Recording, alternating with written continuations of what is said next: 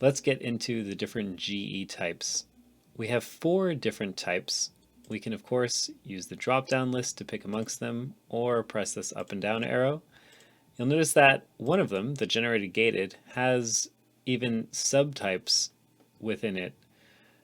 For now, let's just focus on generated riff though.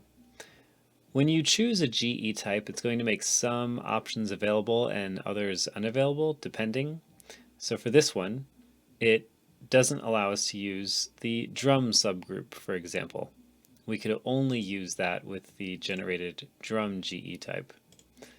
Generated riff also doesn't let you use the real-time bend controls, but other than that, it allows you to use every other subgroup. Maybe with some minor controls missing, but I'll get into those specifics as we get into the different subgroups. Next on the list, I actually want to make a separate video for, since there are so many different subgroups to choose from. Going down, we have generated drum, which of course allows us to access the drum subgroup and make all sorts of fun edits there.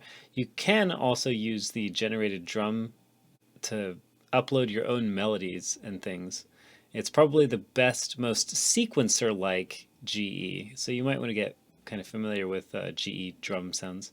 In fact, if we initialize the current GE as a drum melodic type, it would create a kind of melody type center GE. So if I just hit a C, you can see it sounds more melodic. It doesn't really sound like a drum set. Obviously, there's some musicality there. Whereas if I were to initialize it as a regular drum percussion type, which is meant for like drum kits, and then I hit a C, very atonal. So then we have real time, which warrants, I think, a separate video, but I can let you know right now that you get access to the real-time bend controls. In fact, let me clear my real-time parameters again so I can just click around the GE editor. So yeah, we get real-time bend controls. I'll get into the specifics of this as we get into that subgroup.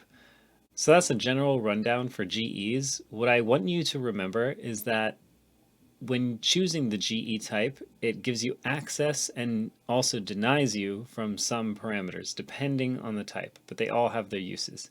In the next video, I am going to get into the specifics with the generated gated GE type, since that one has so many different options. I think it's worth getting its own video. And then the specific differences between the GE types will crop up as we continue on down the subgroups.